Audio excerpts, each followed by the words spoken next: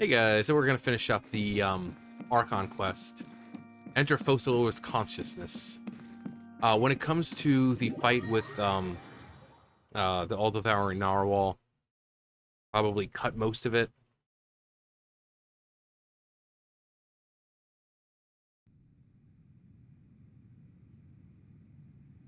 Okay, we can skip all this. Phew. Yeah, we saw this last time. Can I just skip it? Probably not. I'm gonna pause and then we'll get back up to where we were before. Okay, now we're back up to where we were. Hoyoverse, come on. You need to put like a skip button in there, especially if you've seen it already. Hello. I'm in the spotlight, Mom. Hello, Farina. She's so pretty, man. I love... It's almost like this whole thing is just like... You see how grand and over the... Well, not over the top, but how large and grand this is. And here she is, this tiny little... I guess, you know, that's kind of how she what she feels like she really is. Like this tiny little insignificant person in this huge scheme of things, you know? And it's just... And this is probably how she feels, like this emptiness, this loneliness. And of course, because she's the Archon, all the spotlight is on her. I love this, you know. It's really pretty. When you look at it that way, just how this whole room and everything right here kind of represents how she feels. And you know, like I said, all the spotlight is Archon. You know, everyone looks to her and the spotlight's always on her. You know, but this is how she truly feels. She just feels tiny and, you know.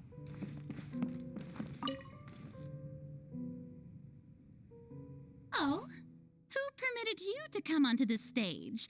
Now, I understand your admiration for my august self, but I must ask you to keep to the rules. We're not playing by the rules, Farina. All right. It is not my intent to reprimand you. Don't look at me, don't look at me. There is no need to state your name. Just be off with you. Do not distract me from my performance. Oh, do not jest. Can you not feel it? I am Focalor. The eyes of countless Fontanians are upon me. I must, at all times, display the utmost elegance and nobility. I love this dueling, you know, text from it. It's like, here's what we see, you know, what you're seeing down below is how she's portraying herself. But then when you read up top, it's like what she's really feeling. That's kind of like how she's always been. She's had this double life, essentially. She has to present herself as this Archon, you know, very confident. Oh, I'm of divinity and what I say goes and you have to trust me. But then she's just human. So she has faults, she has weakness, she has all that stuff that a human has. And I love seeing this duel because you see this confidence of her, but then at the same time you're seeing, you know, what she's actually meaning. Something's off. There's no getting through to her. Even in her heart of hearts, she's still playing the role of Hydro Archon. What sort of yeah, I mean, this is after 500 years. What sort of resolve must she have that even her inner self and subconscious would have such an impenetrable defense? I have to pick her up and slap her. Just Yusuke that crap. Just like pick her up and just boop, boop, boop, boop, boop. All right, the opera, blah, blah, blah. Turn off the spotlights. All right, and now the lights are no... Dear audience, the performance is experiencing a technical difficulty, but worry not. The guards shall resolve it soon enough. One with wind and cloud. Into the wind. I'm assuming this is going to happen every time. Illusion shattered. Torn to oblivion.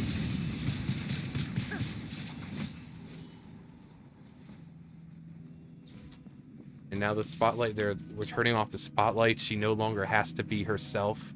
You know, we're turning off the spotlights. She no longer has to be this Archon. She can be herself. Hey, what gives? The audience is still watching me, you know. Guards? Wait, where are the guards? They're right here. Guards?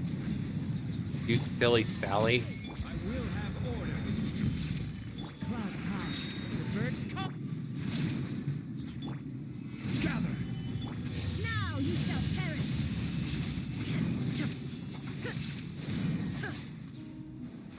All right, Farina, you're free to talk now.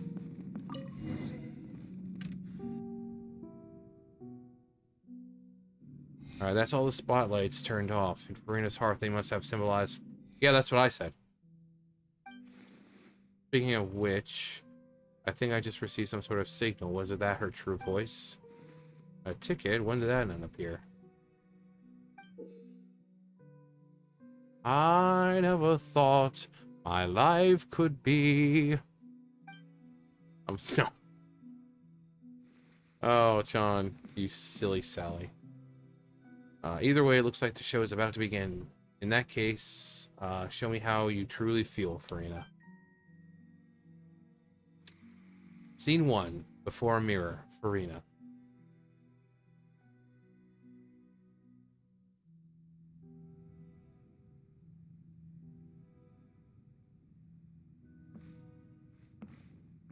And here we are, as Farina, now about to really kind of confront everything. Still, the Opera House is shown to be completely empty. This is all within her heart or mind, or, you know, kind of representation of, you know, inside her heart. Now, what does Farina see? Farina. Farina. Farina. Who's that? Who's calling me? Where are you? And I love, you can also tell, obviously, by her voice, you know, when she's playing the Archon, she's very confident. Her voice doesn't really falter or anything.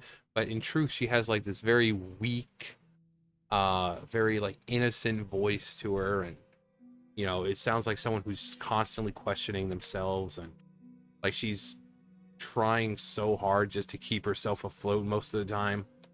Be not nervous. Be not afraid. Be not afraid. I am before you.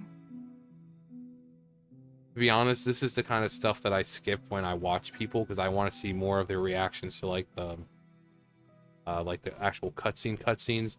So all of this, if I'm just kind of like saying something, that's because, you know, it's just intuition. You know, I haven't actually seen this part. Wait a moment. I've seen some of it, but not You're- all of it. Mirror me? How can this be? Mirror you, huh? You know what? That's not bad. Let's go with that. And again, Amber Lee Connors is doing both voices, and just Mirror me. What do you wish to say? mirror me on the wall. Who's the greatest freaking Archon in the history of Teyvat? The prophecy. Have you heard of it? No. What prophecy? Wait. I know. I think. I don't know why, but it's in my head somehow. The people will all be dissolved into the waters, and only the Hydro Archon will remain, weeping on her throne. Only then will the sins of the people of Fontaine be washed away. Oh, very good. You know it well. What's going on? I can't seem to remember anything clearly. The only thing I know for sure is this prophecy. Will it really come to pass? Yes, it will. And that is why I've come to you. Disaster will come to Fontaine sooner or later. Things will develop just as the prophecy declared.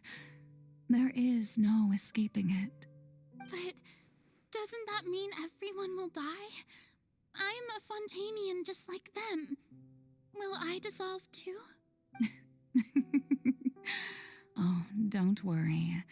Magical meetings exist in this world precisely to give people a chance to turn things around. It is the reason why you met me today.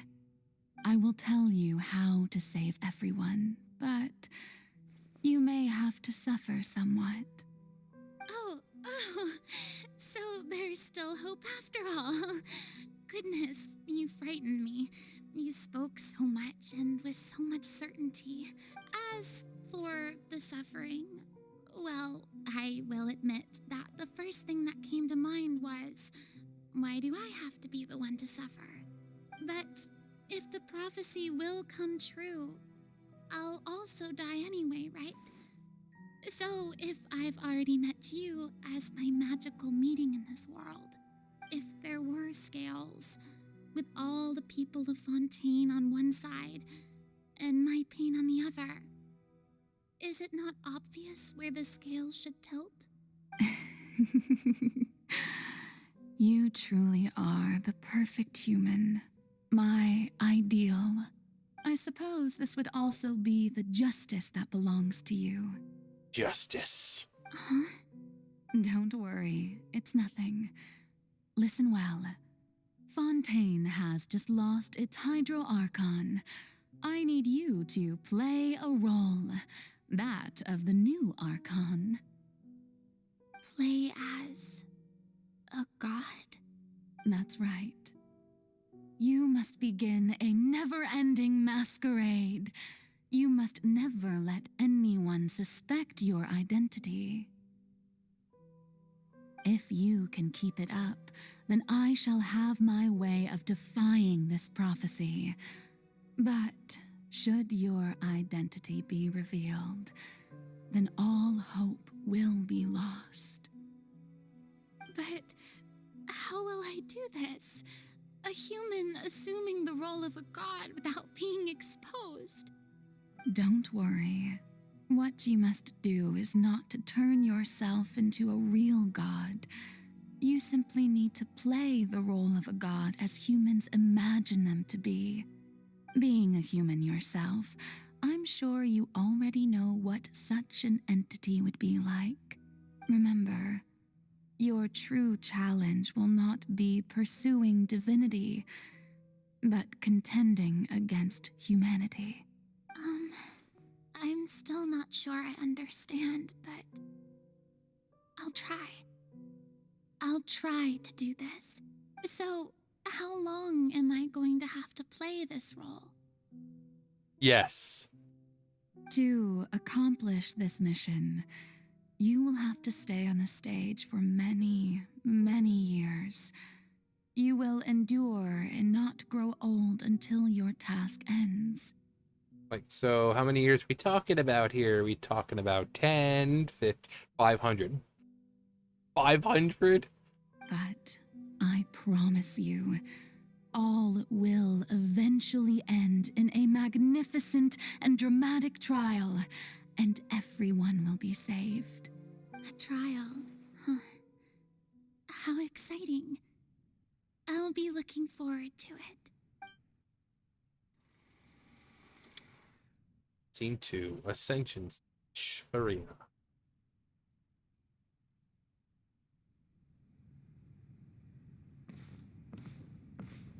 On this glorious day, I, Focalor the Hydro Archon, stand before all of you, my most loyal subjects.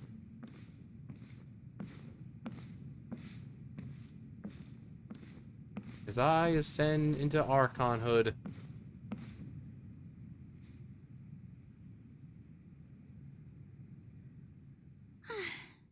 The Maison Cardinalise has announced my accession, but this is my first time. oh, did I say facing Ascension? Or is it? I think I read it people. wrong. What should I say? It looked like it To said most Ascension. appear like a god. To be honest, I still don't know. Perhaps I should first try to act natural. Ahem! Ladies and gentlemen, good evening, and welcome to the Opera Epiclese. I'm sure you've all heard about how I have taken on the role of Hydro Archon. Indeed, I am Verena de Fontaine, your new Archon.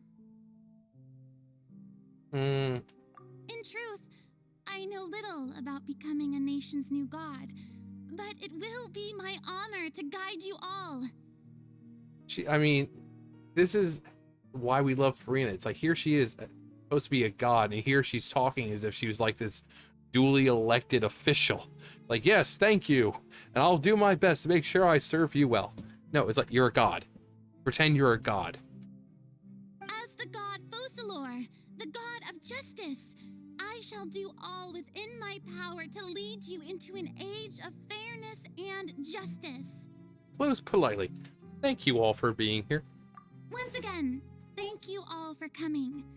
If you should have any questions or suggestions, please send them to the Maison Cardinalise. The future of Fontaine will require us to work together, after all. This should do it.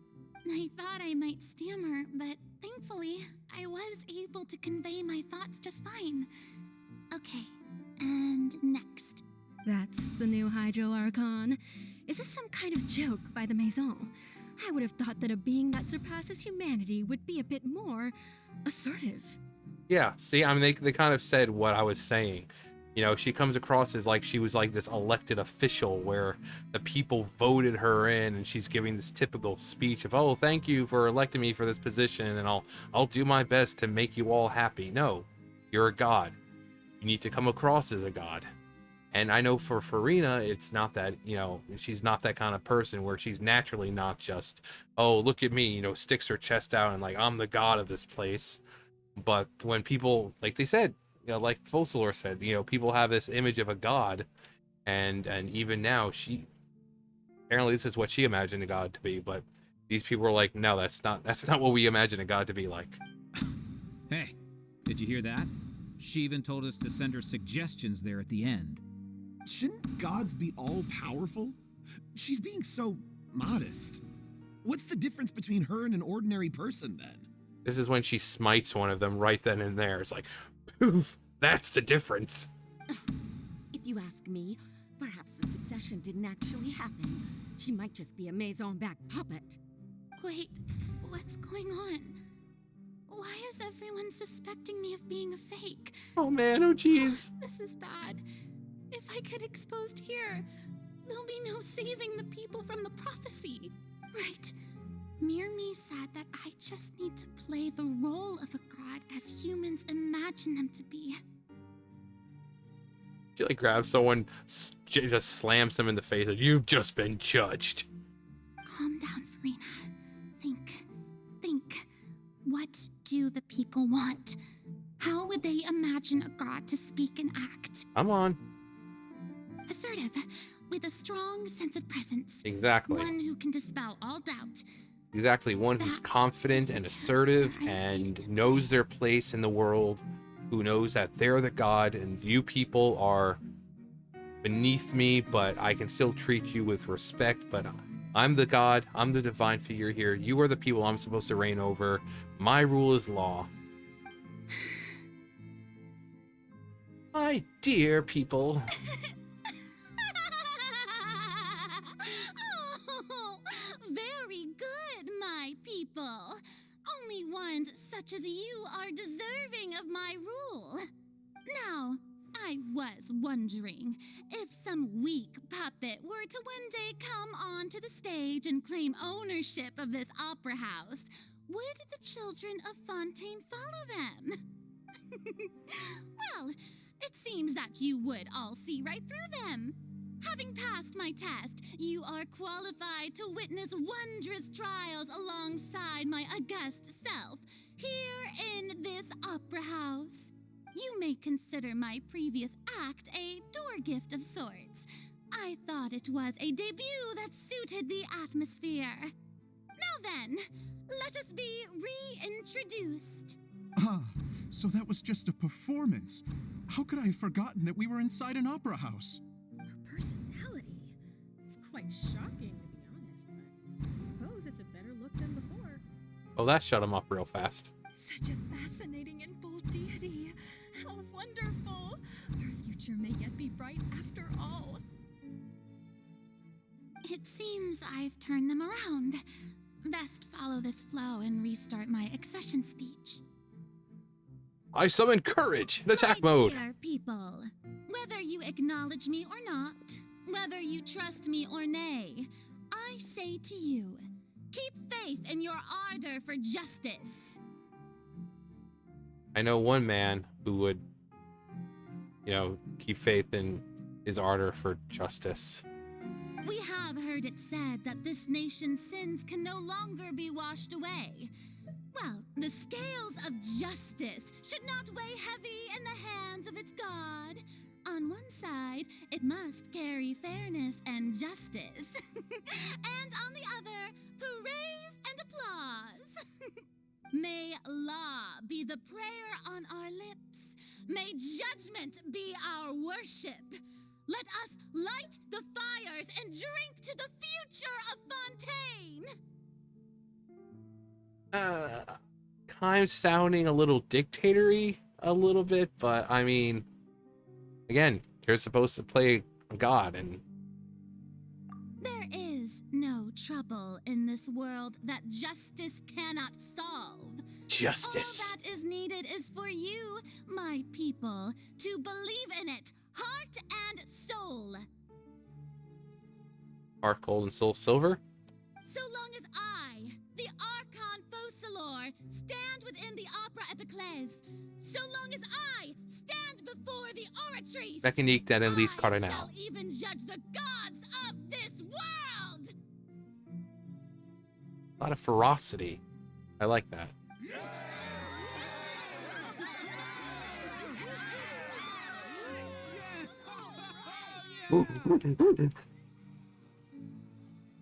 Whoops and cheers. Scene 3, Opera House. Arena. Jean. Hello. Oh, here I am. Busy as an Archon. Lady Farina, here are today's case reports as well as a summary of the follow-up for your perusal.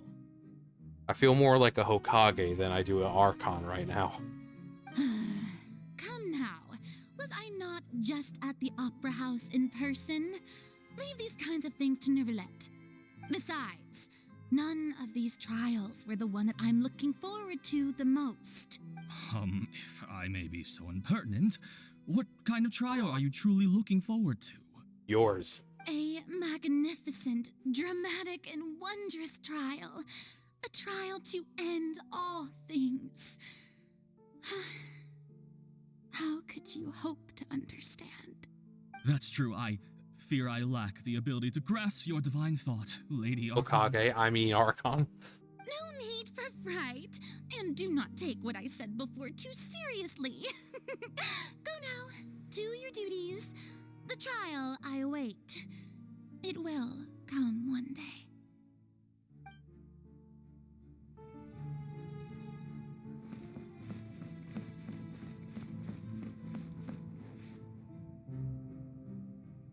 Lady Farina, I don't know what to say.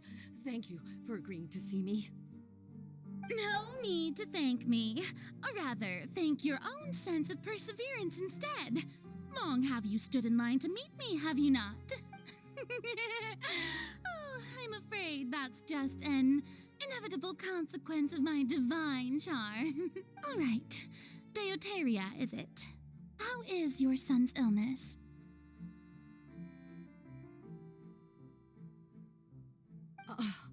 You remembered me, and you knew of my family, too. Of course, I'm a god. He is doing much better now. In fact, he is far more of an ardent believer than I. He was the one who forced me to seek an audience with you, and to bring your words back to him.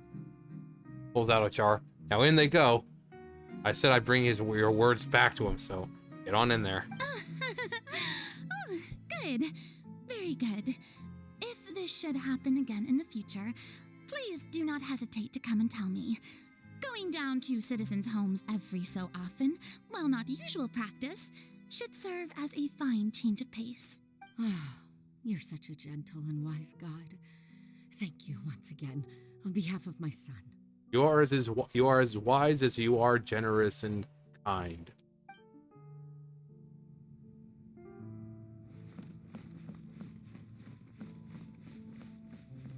Is your son okay? No, he turned into a couch like me.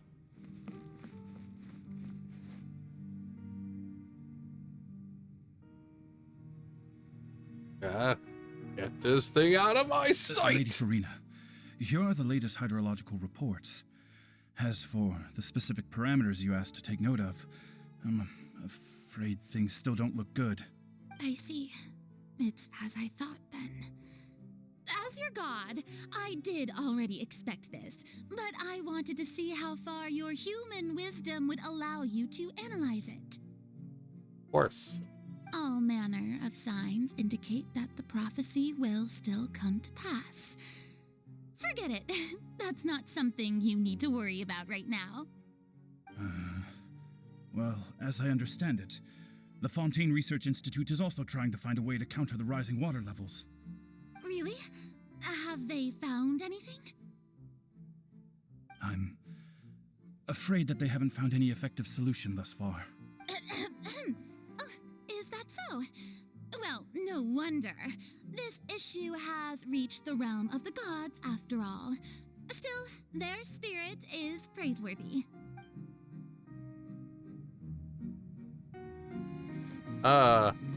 Finally, get to lay down and go to bed. Hard being Hokage, I mean, Archon. The day is finally over. I haven't had a moment to breathe this whole time. She's been holding her breath the whole time. But it's good to see that everything's getting on track. There are no longer any voices of suspicion. Maybe this is fine.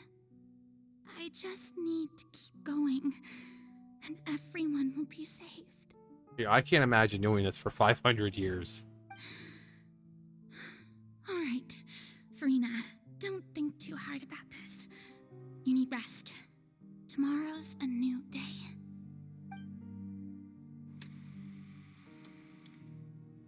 Opera House. Scene 4, Opera House. Farina. Diluc. Lady Farina, here are the new trial reports for the latest cases, as well as a summary of the follow-up. Master Ansem. There'll be no need for that. I've seen them already. There's no need to go back over scenes I've witnessed in person before. Lady Farina, I've waited so long for this chance to see you in this manner. Indeed, my dear, loyal citizen. This joyous moment is an honor for us both.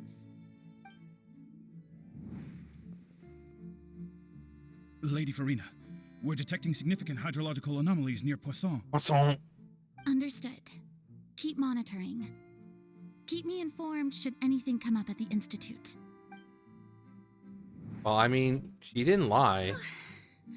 I don't think I let anything slip today. I must show the people that there is nothing to worry about. She didn't really lie, and she was kind of keeping an eye on things, but... I mean, when it's something that you know you can't really stop. It's like, well, keeping your eye on it is one thing. What am I going to do to stop it when it actually happens? Don't know when these days will end. Again, 500 years. And this is around the same time that pretty much Nahida was imprisoned. So if you feel bad for her, imagine having to keep up this act for 500 years. I feel utterly exhausted. Best to rest early today, too. I couldn't do it. I couldn't. For 500... No. Scene 5, Opera House, Farina.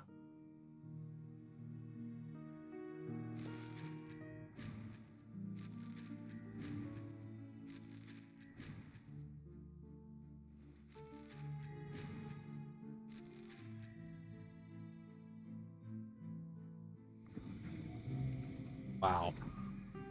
Yeah.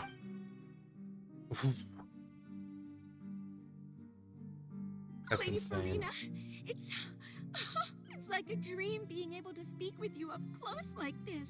I've heard that the first member of our family who was honored to receive an audience with you was Madame Deoteria, almost 20 generations ago. Wow. And what a fine family yours is indeed. It brings me great joy to meet such a faithful believer, a descendant of a line most ardent. Surely you exaggerate, Lady Farina. Yeah, you're right. I'm just messing with you. My lady? What is it, good citizen? Are you crying, miss? Are you crying? No, I'm not crying. I'm just sweating through my eyes. Really now? I didn't even notice. So you're gonna pull out the I just saw something amazing and I'm still trying to comprehend it thing like you tried to do before? This must be the overflow of hydro from my person. Well, can't quite help being the god whose dominion is the waters, can I? No wonder. No wonder. A manifestation of your power, then. Oh, Archon, I am honored to have witnessed it. Honored indeed.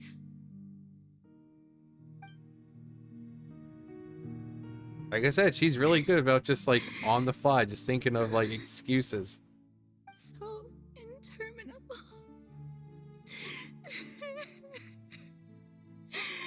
So lonely. Just how much longer? Again, if she gave up at any point, but she kept going and going and going, you know, you think this girl was freaking being fueled by batteries instead of, you know, it was easier for her at first, but then she just has to keep putting up this act and just knowing that something bad's going to happen, trying to figure out how to stop it and wondering if people are going to find out that she's not really an Archon. And but like I said with the beginning, how this room represents how she feels. You have this massive room and this tiny person in the middle of all of it, all these lights on her. Hundreds of years must have passed by now. Perhaps the show must go on for hundreds more. Hundreds of years must have passed by now. Someone sitting right next to her. It's like, Farina, it's only been like 10 minutes. Why must you throw your hardest trials at me? It's only been 5 minutes. No, I mean, still, it's hundreds of years at this point, and... I never imagined that it would hurt so much. Well, Focalors did say you're going to suffer. Have I reached my limit? No. I want to tell someone, anyone, about this. But would that not destroy all I've done so far? I've conducted so many investigations across the centuries, but there's not even a sliver of hope that we might break the prophecy. All I can do is keep heart. I must maintain this act. It is the only way to save Fontaine. Please, mirror me.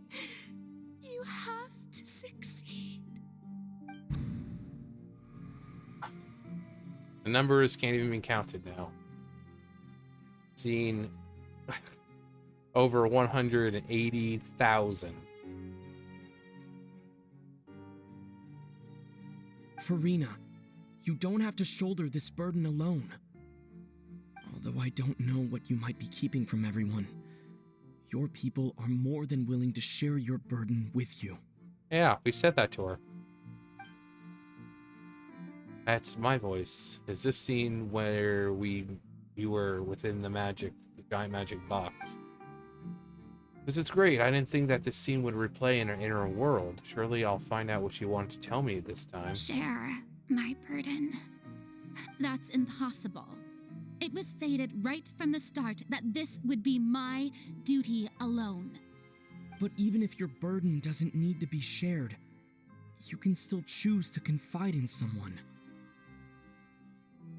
Just share it with me.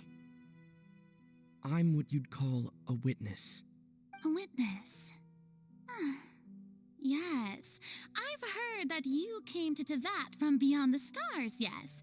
In other words, you never belonged here. Why would you say something like that? And if Tevat is, in its entirety, a show on a stage, then you're just a spectator, aren't you? If that's the case... He's right. I could confide in him, couldn't I? But if things don't play out as expected, the people of Fontaine will be the ones to pay the price. No, Farina, you shouldn't be selfish. But what if it's really all right? Farina, you've worked so hard for so long. Surely it would be okay to put yourself first for once.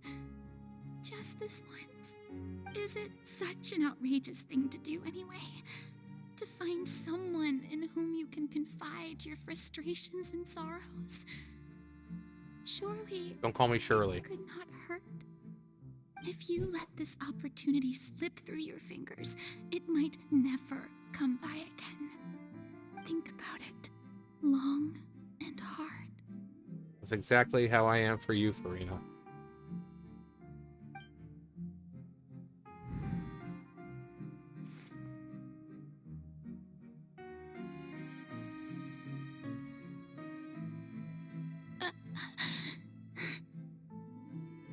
No, I have nothing to say. I am Farina, the Archon of Fontaine. Everything will surely get Don't better. call me Shirley. All you need to do, dear spectator, is to witness my performance until the curtains fall. He's like, poop. Couldn't do it. That's right, give her the stare of a disappointed parent. Fine. Okay.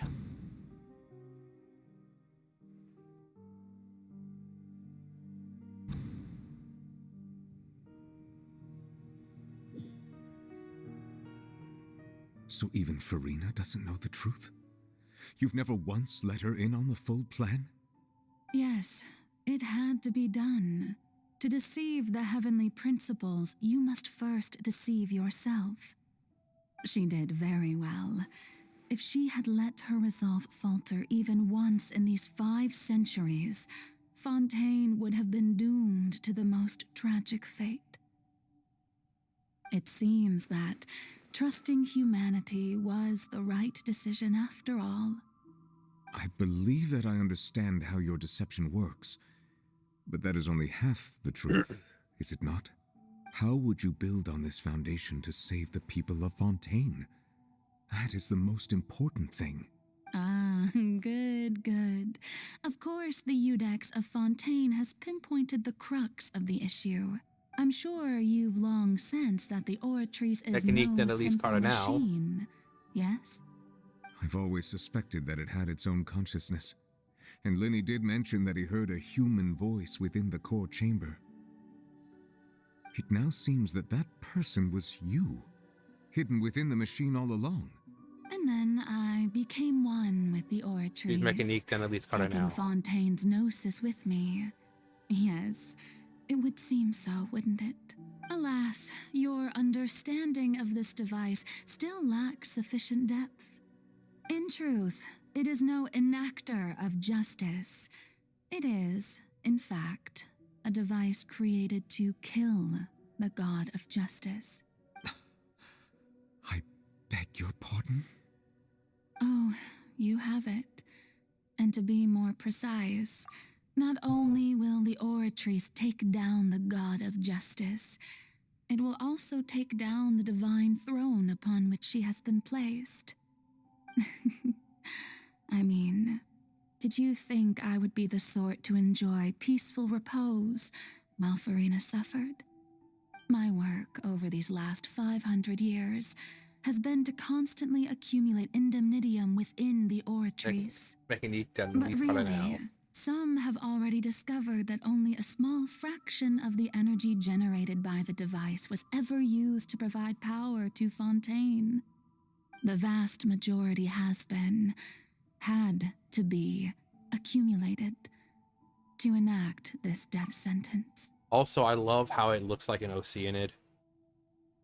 I mean, I think I said that the first time I watched this, but I just love it. Looks like an Oceanid, you know, and it's very vibrant in colors, and it's even though it's pretty much this device of death, it's beautiful, which once again shows, and like they've shown in other, you know, movies or games or whatever, that death doesn't always have to be dark and tragic. That it can be beautiful. It was all a part of your plan then? Both the trial and the sentence? Indeed. This power, accrued over 5 centuries, could have sustained Fontainians for millennia had it only been used for that purpose. Almost all of it has now been stored within the oratories. Mécanique d'analyse cardinal. I also love how they're constantly telling you, you know, 5 centuries, 500 years. They're trying to drive in, you know, trying to make you think as the player.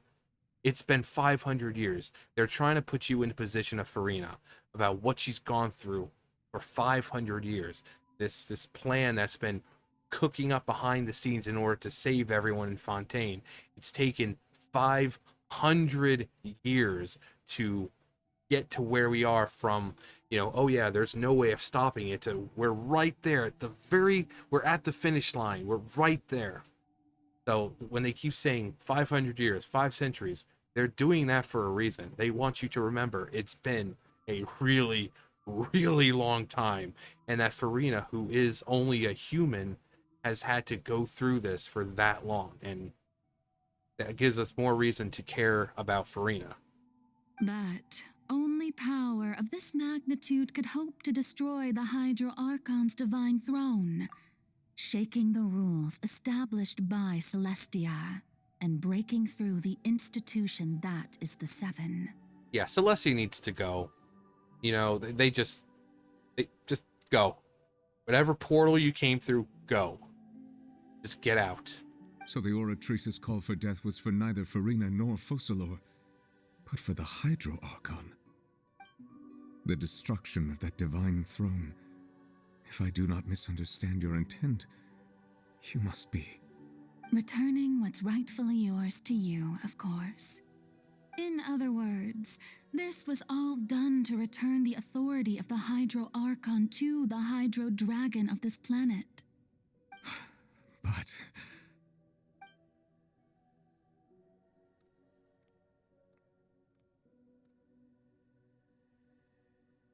Oh, what? Getting sad again, are we? The authority of the ancient dragons shall soon be yours once more, O Hydro Dragon Sovereign. And this is the face you make. Okay, so from like this point to pretty much the end, get ready for some waterworks. Especially if you're a player and you've been following it. And me, I might get a little misty-eyed, but it's really good writing. If anyone knows me, they know I don't tear up or get emotional with a lot of things, but this is just a testament to Hoyoverse's amazing writing, their story, the character. I mean, these two are some of the two of the best characters, not only in this game, but in any game that I've seen, that I've played or seen. They're just so well written. The voice acting is amazing. All you've done throughout the years is just so you can sacrifice yourself at the very end. I've never quite seen it that way, you know. Even now, I'm quite pleased at how well my deception worked.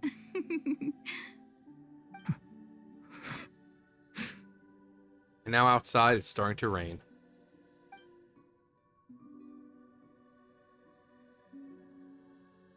Hydro Dragon, don't cry. I'm not crying. I must say, had it been within my rights, I would have loved to judge the heavenly principles themselves. Were they not guilty of essentially the same crime? Egeria stole the power of the primordial sea, and the heavenly principles stole the power you ancient dragons possessed. So yeah, so originally Tevat was ruled by the elemental dragons, the sovereigns, and Neuvillette isn't the original one. He's kind of a reincarnation of the Hydro Dragon. But when Celestia showed up, you know, the primordial one and all that, and they fought against the dragons and won. And then they kind of took their powers and with the, you know, the Archons and stuff like that. So Fontaine is essentially being punished for something that Celestia itself did as well. When Celestia came around, they stole the power of the Hydra, of the Dragon Sovereigns. All Egeria did was create humans from the primordial sea. So, I mean, heavenly principles, once again, proving that when you're a god, you think you can do anything, and that you don't have to go by any rules, and that everyone else is beneath you, and, oh, well, you did the same thing we did, but okay, when I do it, your people are going to suffer now. But yeah, they did the same thing, that they're, you know, trying to drown Fontaine over, you know, the power and everything, while Egeria didn't steal the power of the dragons themselves, like fighting against them, which Celestia did. She just, hey, primordial water, and I'm going to give it to you guys into your veins, and you guys are going to become human. In the end, Celestia kind of did a lot worse. I, for my part, am the god of justice. Justice. And is it not just that your original powers should be returned to you? Speaking of justice, I have always believed that justice lies in the process of pursuing human existence itself. So, if the theft of the primordial sea's might was Fontaine's original sin, then, leaving matters of procedural right and wrong aside, the descent of the Fontainians as humans and their right to exist in this world would be Fontaine's original justice. In other words, existence was Egeria's justice, and to me, justice is the continuation of that existence. You know, we really should have played a game, the drinking game, of every time she says, like, you know, 500 years or 5 or justice. I wouldn't be able to see straight enough to finish this arc, the quest off. I would have been completely out of it, out ages ago. Defying the prophecy and ensuring that Fontaine's people shall live on. That should be the justice enthroned over all others. At this point, we, whether it be myself or all other Fontainians, have shouldered the burden of this sin for far too long. Iudex Neuvillette, the highest judge in our land, when you regain your full power as an elemental sovereign, what verdict shall you pass upon us? Guilty. So when I was invited to the court of Fontaine to serve as Iudex, I see now that that was your idea too. At last, I now understand the true purpose behind this position. In the beginning, I was uninterested in human existence. But these 5 centuries of living alongside them have gradually brought about mutual understanding between us. And I have even attempted to feel as they feel. You are a devious one, Focalors. Things being as they are, surely you know that I could never declare them to be guilty. Exactly. And she was counting on... So, Focalors, we always thought that, like, Zhongli was, like, the biggest brain in this game so far. No, this chick has been playing 5D chess for, like, the last 500 years. She is so good at what she did that she was able to hide it from even Celestia. The heavenly principles themselves were fooled this entire time. She had to pretty much predict everything that would happen. And the two biggest factors were Farina and Neuvillette. Those were the biggest factors. Would Farina be able to last this long until she was able to find a way to stop the whole thing from happening? And when it did, when Neuvillette finally got his power back, what would he do? Would he say that, yeah, everyone is guilty, or would he say that everyone's innocent? Because again, you know, it was Egeria who made everyone into a human. So he knows, we've seen how fair he is. He's not gonna be like, oh yeah, you guys are guilty. Like, why would he declare them guilty when they're not the ones who, you know, it was Egeria who wanted it. The people living now are descendants of the original people. So, you know, the people nowadays, they didn't ask to be born. They didn't ask to be there. But she had all of this planned. So she had to factor in all this stuff. She had to factor in Celestia possibly finding out. She had to factor in Farina's strength and resolve. She had to factor in Neuvillette's judgment in the end. She had to find a way to set up all these pieces so that they would just, like a puzzle, they would just align perfectly. And her is that final piece right there in the middle. And she has a right to be so, you know, happy with herself. Now, here we go. The hour of my execution is almost here. For the sinner, the curtain call has come. I know I may not sound it, but faced with death, I find myself a little afraid. Perhaps this is one thing both gods and humans have in common. They need to release that as an outfit for her. Farewell, Neuvillette. I hope you've enjoyed the part you played these 500 years.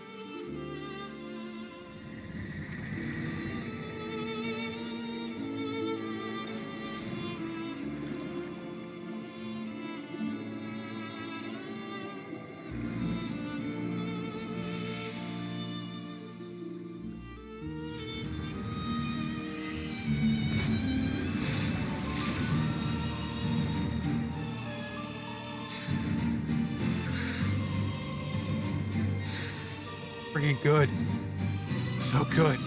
I, Iudex Neuvillette, hereby declare, people of Fontaine, your sins are forgiven. It's so freaking good. The swelling of the music, the pouring rain, and we know that when it rains, he's actually, it's tied to his emotional state. So if it's pouring like this, it happened after Focalors died. So this is him crying. So that whole Hydro Dragon, don't cry, it's a real thing.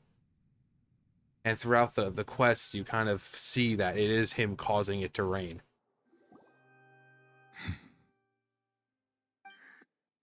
What just happened?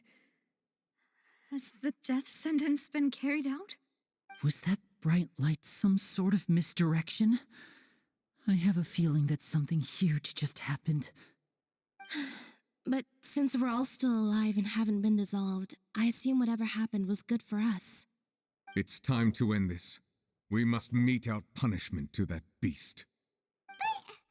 Didn't you say just a moment ago that it can't be defeated? A full power Neuvillette is a scary Neuvillette.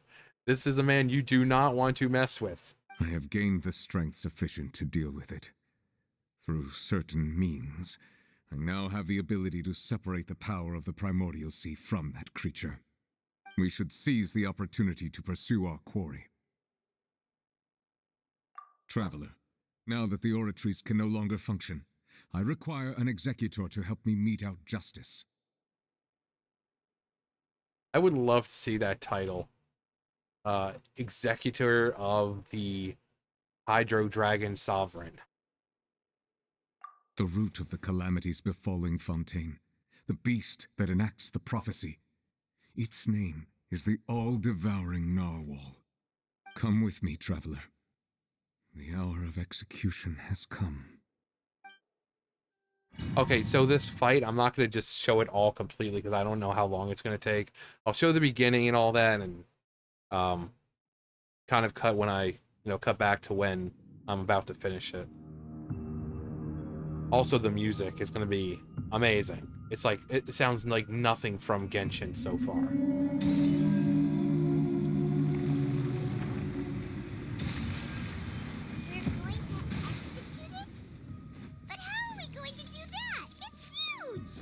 Huge. I have already done my best to separate the power of the Primordial Sea from the Weir. Considering the size of the beast, I cannot reach the power source. Unless we can find a way to attack it from within. I shall share a part of the ancient dragon's power with you. We shall look for an opening together.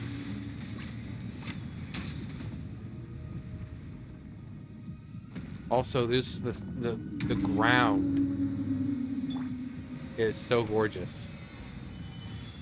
Shine down. I can feel its sorrow turning into hostility.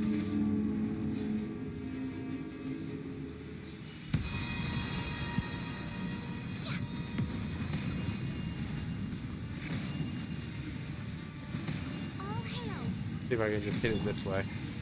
Solidify. The Eye of the Maelstrom. The wind knows me. The all-devouring Narwhal cannot resist its instinct to devour. Continue to trigger its hostility. A chance will present itself.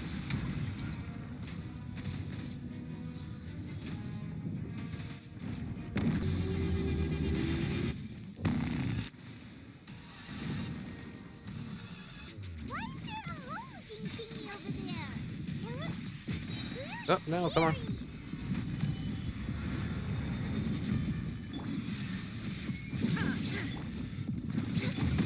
One with nature. Inazuma shines eternal. I have granted you my protection. Do not fear. Seize the moment and use my power to suppress its root from within. Access denied. I will Yep. have order. There is no escape. Yeah. Stabilize. Illusion shattered. Torn to oblivion.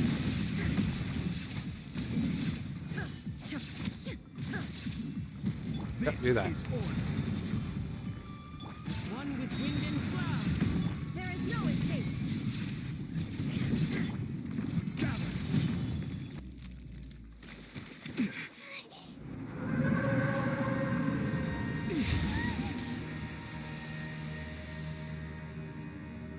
Ooh. Well, that was fun.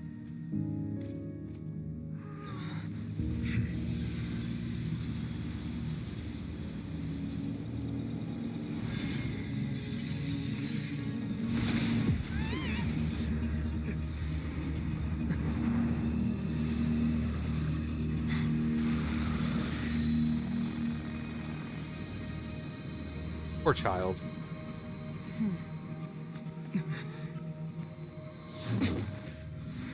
poor child gets freaking yeeted into it. He's freaking character design, man. Thanks for helping with the cleanup. It should have been my job, but oh well.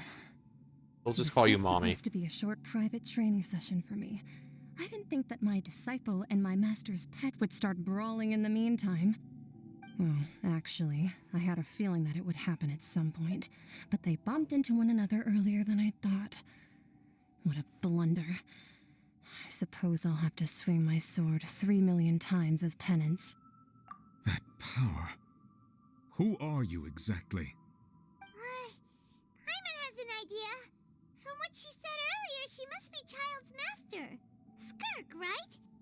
It's just that he gave us the impression that she was the less talkative person. I simply did not have anything to say to the weak. But you, on the other hand, managed to defeat the all-devouring narwhal without using power from beyond this world. So you may speak to me as equals. I have to agree. It's a strange use of a planet's primordial waters just to raise an all-devouring narwhal. That kind of power is wasted on it. It's not cooperative. It eats too much. And I have more important things to do with my time than pet sitting. The only thing that creature has going for it is its looks. All in all, it fails as a pet. I can be your pet. Miss Skirk? I think you might have missed the point. The point being? Well, being that this pet almost destroyed an entire nation. So what sort of person is your master? Well, Child's master's master. Wait, is that right? Oh, right. So you don't know him. Sorry, I assumed you did. His name is Sertologi. Saratobi? I am unfamiliar with that name. Huh. So Master isn't sufficiently famous. How should I describe him then? Have you heard of the name The Fowl? The Fowl? Yep. Still nothing? Well, how about the Visionary? Vetterfulnir then? Or Gold Rhine-Daughter? Ooh, that one we've heard. Yeah, we know those. Hexen Circle. She's Albedo's mom, right? Yep. Oh, so you do know that name. To be honest, I also heard all of those names and titles from my master. I don't actually know them either. But I suppose you understand now, yes? My master is likely a similar sort to Rhine-Daughter. They are both pursuing some form of perfection. Wait, didn't you also mention a visionary person? Paimon didn't quite catch their name. Actually, never mind that. I believe it expedient to inform you that the all-devouring narwhal used up nearly all its strength fighting you. Such roiling hydro energies will prove difficult for the planet's deep seas to digest. As such, the Fontaine back on the surface has most likely been thrown into chaos. In other words, the prophecy that you've been fretting over should now be in full swing. What? Yeah, really. It's natural after all. The prophecy will surely come true. However... Not to worry. Focalors has already managed to deceive the heavenly principles. Yep.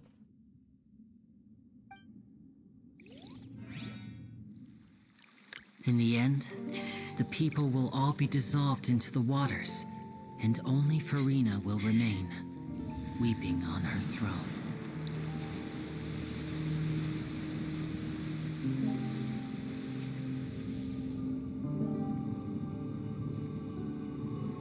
Only then will the sins of the people of Fontaine be washed away.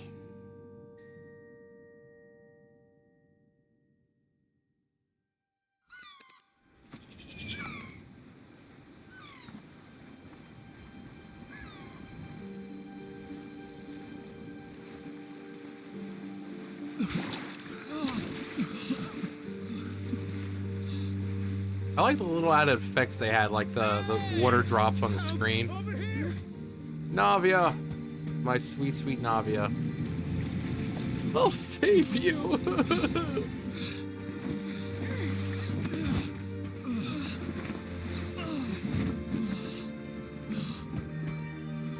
Well, this was Fontaine.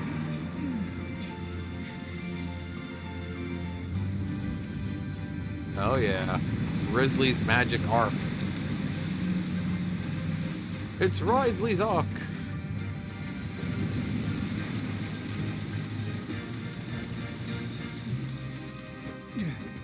Bombard them all! Leave none alive! It just so anyway, I started blasting.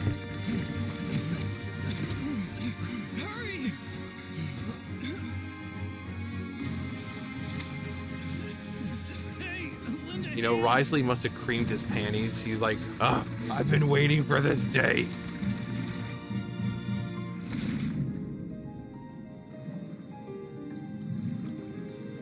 I've waited my whole life for this moment. No, he's so sweet. You got the siblings working together.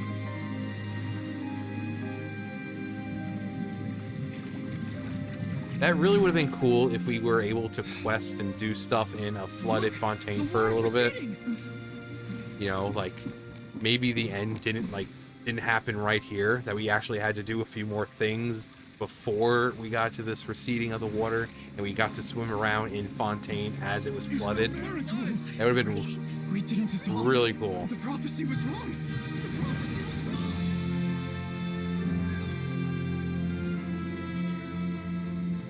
There is she. Where's our girl? There she is.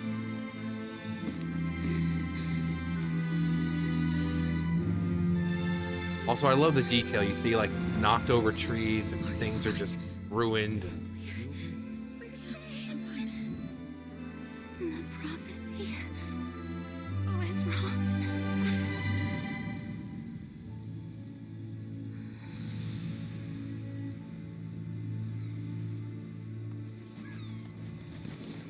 The start of a new day. And she deserves every bit of it.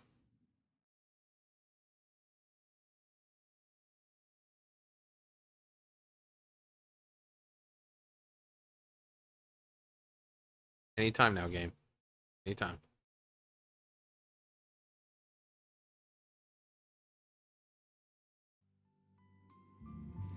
All right. Where are we going?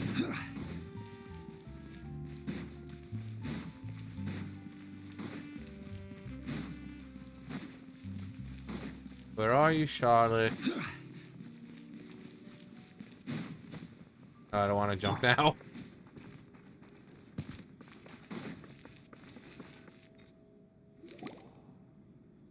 The Soul renewed. The Spina di Rosula talks post-disaster rebuilding. I recently visited Poisson to meet with Miss Navia, spokesperson of the Spina di Rosula, and we spoke about Poisson's present and future. Are those the flowers that she got? Remember, she got like this little packet or assortment of flower seeds, and she's like, "Oh yeah," you know. And she asked Melus and Silver for a pot, like if they still had pots. So. Old soil can still give birth to new bloom, Miss Navia stated. Hope is like seeing a small cookie when you're starving late at night. You just need a little of it. And that's the way the cookie crumbles. Skyship Winglet, Booner Brain of the Fontaine Research Institute. The various disputes that have arisen on account of Mr. Edwin have suddenly become a shield over the Institute, with Jurier turning out to be a once overlooked hidden gem. People always call the first researcher mad, but few know what to call the second. And should that latter person achieve a miracle, they would find it all the harder to find a word with which to classify him and his team. Wow! Paimon barely recognizes the people in the reports. Are those really Jurier and Navia? They sound like... What do you think? Pretty enthralling, huh? The Steambird's idea was pretty simple. With the disaster just having passed, we would print a free edition packed to the margins with good news to calm people down. value for these big scoops lies in their inevitable follow-ups. We'll publish further reports and go into the stories behind those people. Did someone say something about big scoops? I know a lot about big scoops. Chocolate chip. My favorite ice cream. Edwin's assistant, Jurier, created a true flying ship, while Navia is leading people in the reconstruction of their home. I'm sure that these stories could draw even your well-traveled eye. My eyes don't travel. I do. Hyman's curious too! Wait a minute. Didn't we watch everything happen from start to finish? What's there to be curious about? And that's exactly why I'd like you to come conduct interviews with me. You're the best incubators of news if you haven't I don't noticed. hatch chickens. And also, with you around, I'm sure I'll get to see that Duke. Well, that man's got cake. Like, that man's not just cake, it's like a whole freaking factory. A whole bakery. Are you sure? Hasn't he turned you down several times already? Oh, this time will be different. This time? Let's head to Poisson first, and then make a trip to the fortress. Poisson! There are some things you'll only know when you get there. For a better tomorrow, go to Poisson. Les poissons, les poissons. Hee hee hee, ho ho ho.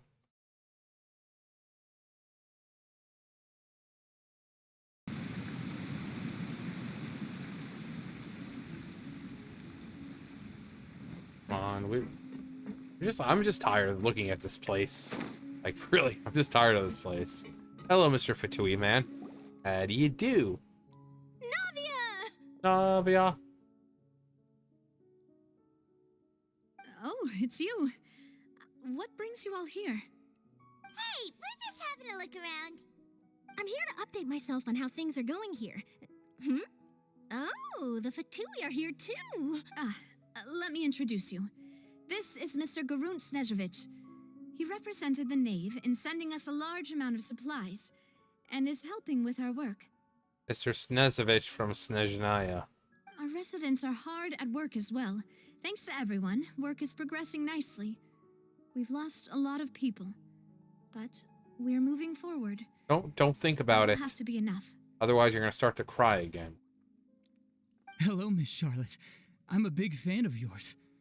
I especially like that article you wrote last year about Fontaine's stray cats. That's cute. Also, about the cats, there's apparently a cat, I think I've seen it. Apparently there's a cat here that's dressed like Puss in Boots. He's got a little hat. I think he's got a sword with him or something, but he looks like Puss, which I think is hilarious. But if you don't mind, could you not emphasize our role too much in your report? It's not charity we're doing here. We just happen to share the same interests as the Spina. I get where you're coming from. I'll keep it as simple as possible. Or would you be willing to feature as friendly neighbors? Your friendly neighborhood Fatui. That would be fine. Thanks. Smashing.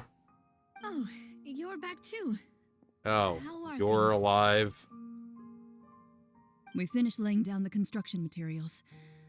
It'll be another hour before the workers are able to go over there. Huh? You're here too, Clorian? Well, her reputation's greatly risen after that whole duel business with Miss Farina. So she's here in Poisson to wait out the heat. Poisson. All right. She really came here to help me out. There's too much to consider in the reconstruction of Poisson. Poisson. The Spina has need of more decision makers. And, well, I do already happen to be connected to Mr. Callis. Oh, wait just a moment. Do you mind me asking a few questions? You know, about how you felt before the duel, about what it was like facing down a god. There's lots of exciting material there, I bet. So juicy. Forget it. I'm sure you can find a better theme than that, Miss Charlotte. I see you're the same as always. Couldn't you do me a favor, for Navia's sake? Well, if we're talking about doing things for my sake, you might as well just take a few more photos of me. Or of the Traveler. It's better than wasting time persuading Chlorand, at any rate. Of course I will. Wasting time I'm with not gonna let her off that chlorine. easy. All right, then everyone who wants to be in the photo, gather up. And smile.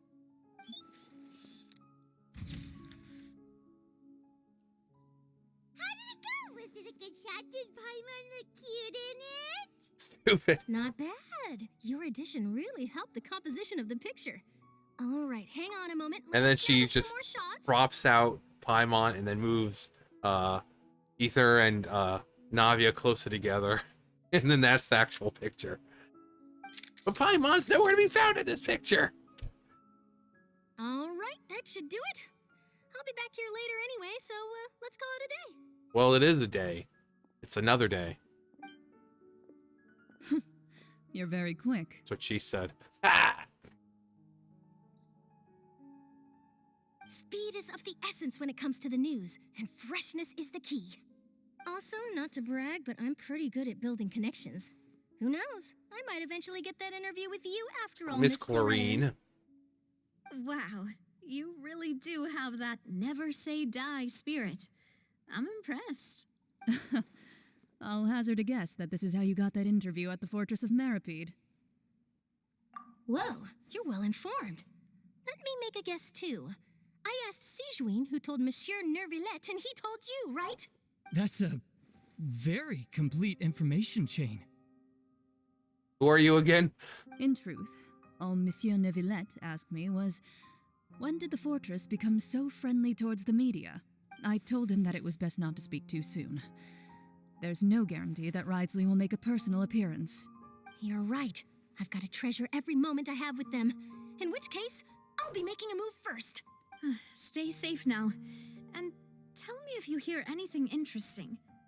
I'll treat you to afternoon tea in exchange. Go to the Fortress of Meripede. Ugh, I don't like this place at all. We're just gonna go see Risley.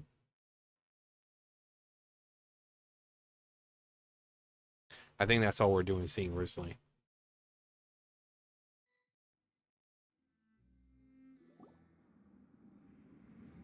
Hey, Risley, where are you? Wow, guess we're here again, huh? There's a real nostalgic feeling to this place. Yeah, we have to make sure we're actually not convicts. Looks like you've been missing us. Well, hey there, Cakes. I mean, what? Duke! Did you come all the way to the entrance to greet us? Of course.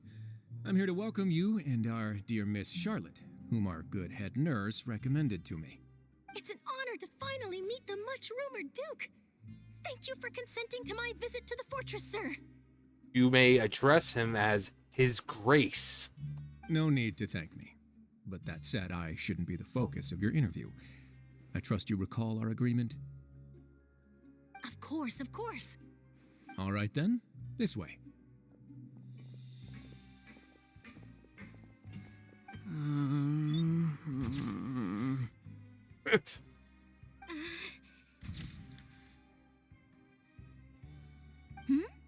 Hey, no need to be so nervous. I've already taken all the photos we need.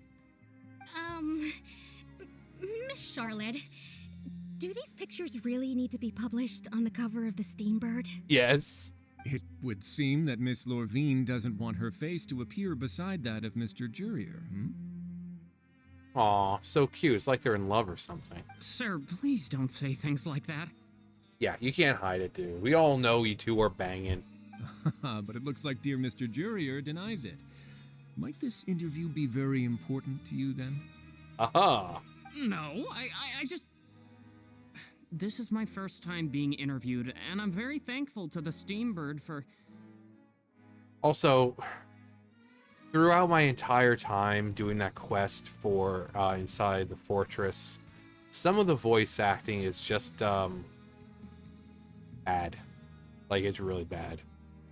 I don't know if they were just... I mean, it's Genshin, and they hire actual voice actors, like Amberly Connors, who plays Farina and Fos. She's an actual legitimate voice actress who has a long list of anime she's done. Ray Chase.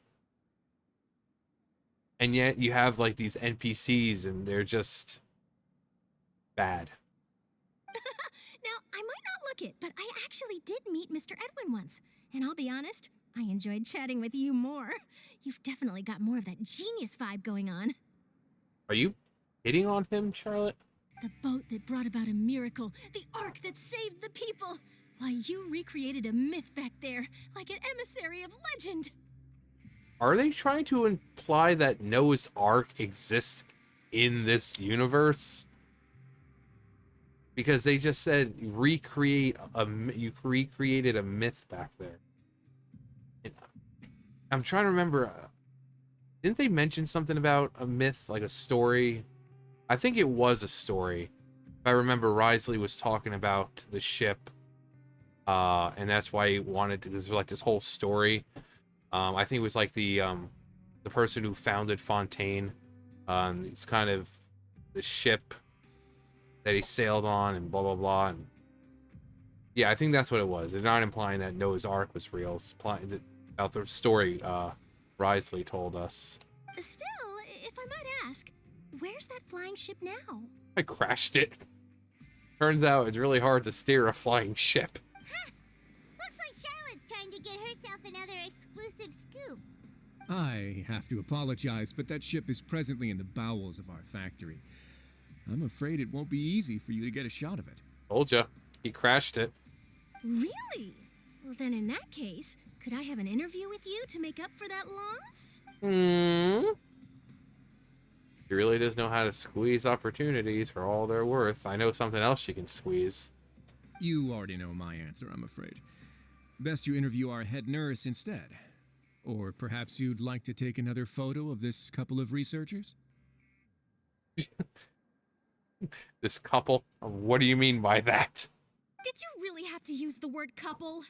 Told you. As I've said, I've seen the more important bits, but all these little meaningless little chit chat I haven't. But these characters were so predictable. I kind of saw her being offended by the couple part. Well, then 2 solo photos will do. What, are you saying we're not good enough to be together? Is my hair messed up? Please, someone help me have a look. It's my hair messed up? Someone please help me with my hair. Things sure are getting pretty lively here. Oh, yeah. We've seen this kind of thing before. Yeah, so can we go? Seems like everyone's here. Would any of you like to try this new drink I came up with? The purple like the meat. Ah, Sigewinne. I also love her little fluffy tail. That's so cute. Hey, Miss Charlotte. Why don't you, take some pretty photos of our head nurse? Sure. Come on, Miss Sigewinne. Over this way. Let's find a brighter spot. Oh, she's so cute. She's like Klee and Nahida and like the coloration almost of like Chi-Chi all mixed together to make just one cute little whatever their race is again. Do I have to smile? And once she comes out as a playable character, we're gonna get to see that run all over again. Because all the little ones have to run like that for some reason. How have things been at the fortress? Same old, as you can see. Fontaine's undergone some changes, but this place is still more or less the same. How have those cakes been? Other than that flying ship, it got a tad too much attention, I think. Other than that flying ship, it got a tad too much attention, I think. That's why I decided to let the interview go through. We should direct more public opinions toward the behind-the-scenes heroes. Am I right, Mr. Jurrier? Miss Lurvine? You're too kind, sir. I believe that you too should have your day in the sun. Not that you would want that, which is a pity. I'll just leave the spotlight to you two. You walk with Risley for a while and share news of the ground see. above him. Lots of things happened that day, huh? Anyway, regarding that Harbinger, I'm not sure you remember, but his 3 young followers are still waiting for his return. He sure did win them over, huh? I'll tell them that there's good news and bad news. The good being that their boss seems fine, and the bad being that they must face extended sentences for abetting his escape. Well, I'm sure they won't mind. It was all to help the boss. Oh, actually, what about you? Are things gonna change for you too? What change can there be? The fortress will keep chugging along, and so will my duties. As to what Miss Furina's departure will mean for the nation, and if our laws and governance will be transformed, we'll leave those to the folks in the overworld. Hey, everyone! the photo shoot's done. Yay, can we leave now? I hate this place. Good. In that case, let's call it a day here. Thanks for your cooperation. Come on, Traveler, let's go. Till next time, everyone. Awesome, because this place is kind of reminds me of myself. Dark, dank, cold, and no one wants to be there. There'll be a next time? Of course. Maybe. Who knows? I might write a story about the underwater factory next time. Until then. Who told you about that? All right. Last stop, the docks. Oh boy. What was it? Oh yeah. Oh yeah. What was this? Tears Among the Stars. I have a lot of Mora. I have more Mora than I know what to do with it. Let's go back to the beginning. Are we gonna see our friends just like we did when we first got to Fontaine? The first people we meet when Fontaine are Lyney Lynette and Freminet. So.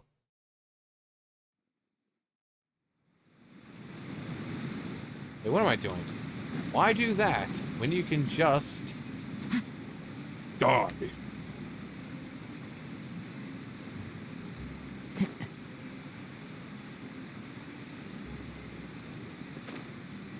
I'm the hero they need, but not the one they deserve. Solidify. Who am I? I'm Big Dong Zhang.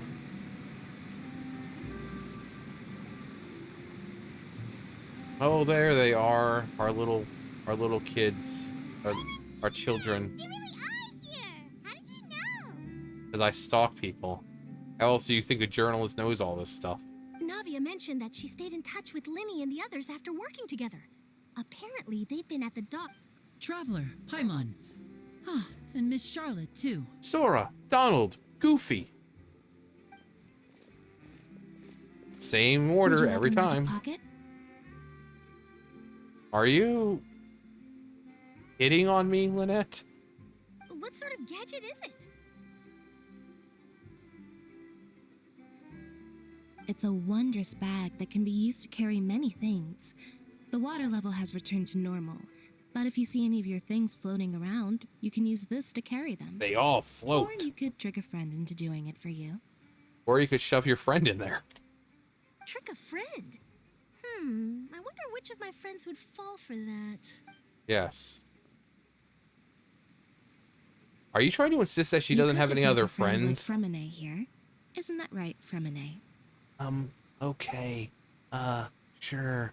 Let's be friends. Is this what you meant by, I'll help you make some more friends? I don't know why. It's just... He always sounds so nervous or scared or sad or down about something. To be honest, that sounds pretty sweet. Could I have your contact, please? Your Twitter, your Instagram, your TikTok, Snapchat, Facebook, whatever you use. Sure. Please, write down my address. You sure are working hard to help Freminet socialize. I know. Maybe he'll get to lay some pipe later or something. He was the one who proposed doing this. He even wants to assist in our magic shows. Yes, I was planning to first introduce Pear as an assistant, and later Freminet himself. In the future, I think we can leave underwater escape magic to him too. That said, would anyone want to see a diver escape underwater? You know what would be a more amazing trick? If he didn't escape from underwater. Oh, it'll work out. Every journey begins with the first step. He'll become a part of our show eventually. Eventually. Lynette, could you come over? Miss Charlotte says she wants to take a picture of us. Got it. Okay.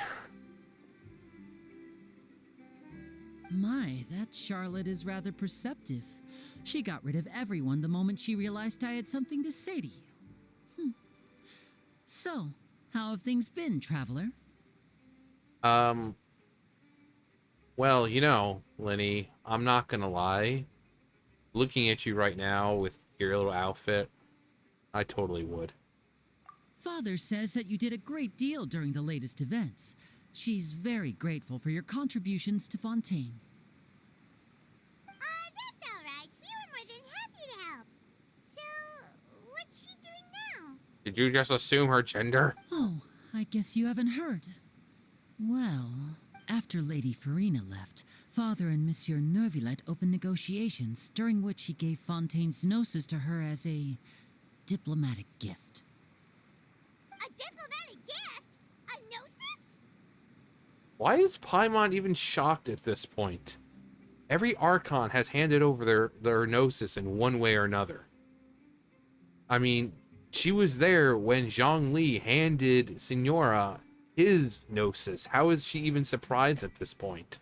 Yes, I was quite surprised at first myself. But when I thought it over, there were actually a number of things going for it. It could have been done as an apology for the incident with Lord Child, or as thanks for his help in tying the all-devouring Narwhal down. Lord Child. Furthermore, Father did also lend significant aid to Fontaine and Poisson. Poisson!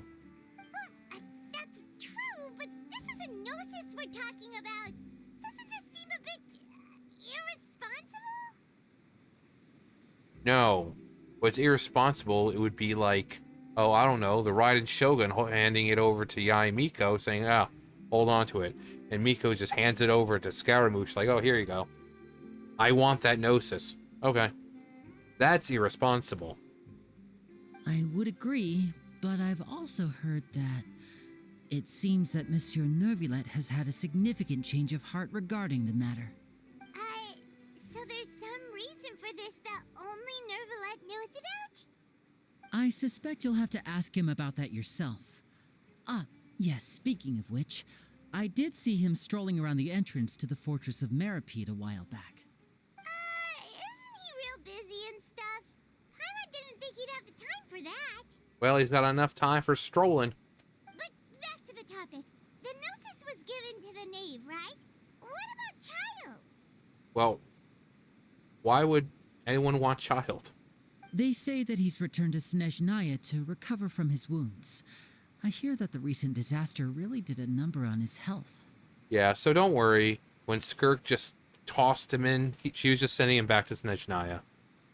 That's true. When you think about it, we've had loads of run-ins with the Fatui. To think we'd be allied with them this time. So shocked by such a simple switching of sides? Yes, hi, mommy. Who is that? Show yourself! Who is that hiding in the darkness? Father. Mommy. Well, what do you know? Come to the docks to see how my children are doing and meet the traveler by chance.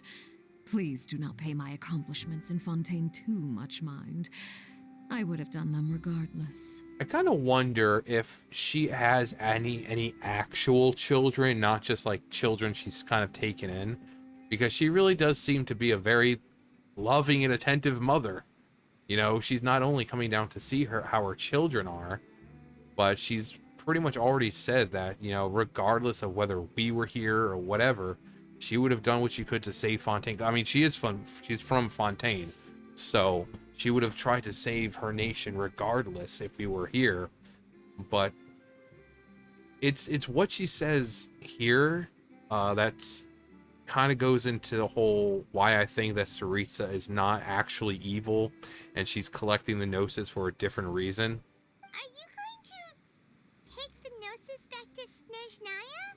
So Paimon's asking that, and she's outright upfront with us. She doesn't hide anything. She doesn't lie. She's pretty much forward with us, and she has been this entire time. That is our duty as harbingers, yes. Don't be too preoccupied with sides. The goal of the Fatui concerns not a single place or person, but the entire world. With such a grand goal in mind, It is inevitable that we must wear many masks.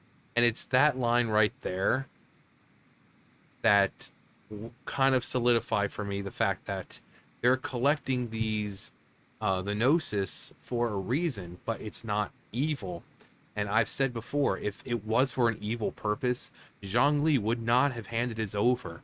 If he was going to hand over his Gnosis to the Tsaritsa only for it to be used against his nation, he wouldn't have done it. He knows exactly what these Gnosis are. And so when he handed it over as part of the contract between him and Tsaritsa, he wouldn't have done it if he thought that Tsaritsa would at some point retaliate against him for whatever and destroy Liyue. But when she says that it's inevitable that we all must, wear many masks, sometimes for them, they've got to put on these disguises, essentially, where they have to kind of seem to be a certain way in order to get stuff done, because they know that force and sometimes brutality is going to help them accomplish what they're trying to do. And it's like the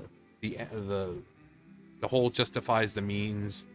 They're doing all these terrible things, but it's for this grander, more broad goal where it's trying to basically save the world. Because I've said, I think she's trying to go against Celestia and try to actually bring it down. And in order to do that, they kind of have to, play the bad guy for a little while to get these Gnosis in order to topple Celestia, which Focalors has already started. She's already started that process of toppling this place. Switching my masks is something I've always done. And again, as you can see, she's outright forward with us. She tells us how it is. She doesn't hide anything. She thanks us for our assistance and that we... Well, that depends on many things. No one truly knows what the future holds. What good is honesty if you can't rely on it forever? As for you, I very much look forward to our next collaboration. Good things cannot be achieved alone, and you've proved yourselves to be great partners. Yeah, right there, again. Because as for you, I very much look forward to our next collaboration. Good things cannot be achieved alone. She knows that this is a person, that the player, the traveler, is not a person who will just turn to evil. She knows that they can do what they're doing, but also work with him and know that he'll still accomplish the goal, but in his own way. And it's like the Abyss Order. I don't think the Abyss Order is truly evil as well. The Abyss Order and the Fatui, or in sense the Tsaritsa or the Archons, they've all been screwed over by Celestia.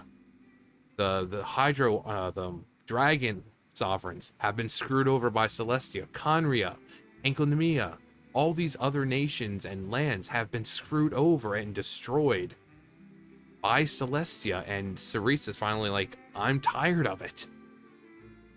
So she's having her people go around and collect these Gnosis in order to get this grander goal that she's got in mind. What it is, I don't know. I mean, in a few minutes we'll see possibly what it might be, but... A vision? All right. I'll remember to return it. Thank you for keeping it safe for him this entire time. And that's a wrap for me. Huh? You're... I'm Batman. I am the one who knocks. Greetings, Miss Journalist. Hello.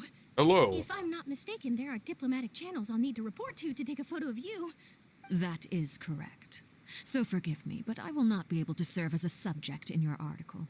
However, feel free to write as much as you'd like about our dear magicians and our upcoming rookie talent. I will. The sea breeze is quite pleasant. I shall continue my walk while the weather remains so agreeable. Farewell. Bye, Mommy. Farewell, Father. I love you. Oh, she has such an intimidating presence. I didn't even dare to take a picture. Thankfully, I've already wrapped up all my pre-scheduled interviews. Thank you all. This'll be more than enough for me to write about, I'm sure. Don't be too nervous. Why don't you take a magic pocket before you go? Here, Traveler, Paimon, you take... To move things about? That's right. Funny. I was giving out magic pockets when we first met, too. He was. What do you know? I'm doing the exact same thing right now. The So cycle many things have repeats. happened, but the pockets are still the pockets. I guess this must be life. We will all follow our own paths, and serendipity will lead you to your fated friends. All right, then. We'll be handing out pockets in some other districts later, so... All right, bye everyone. Yes, yes, yes, yes. Then we go up. Yeah, we're going over to. Yeah. Oh God. It's so far away. So far away. Doesn't anybody stay in one place anymore? Okay. No, we don't have time for you or anyone right now. What? Okay.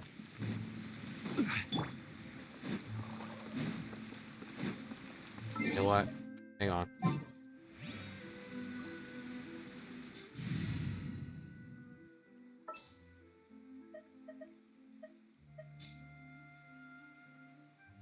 The pleasure is all mine.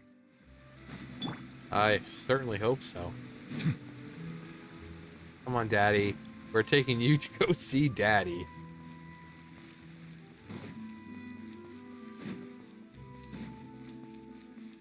The entrance to the fortress! Ooh, he really is there! Well, this is gonna be strange. One of us is gonna have to go.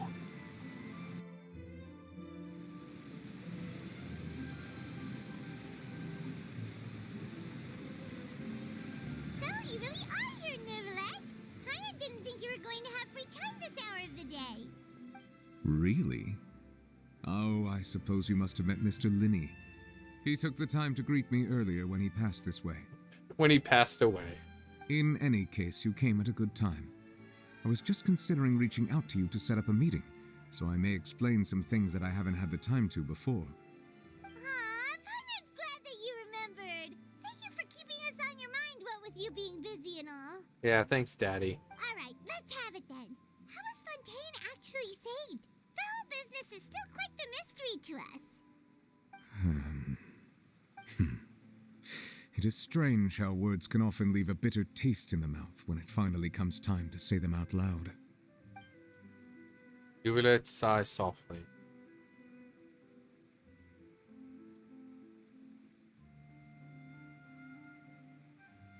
Whoa. So that's what happened?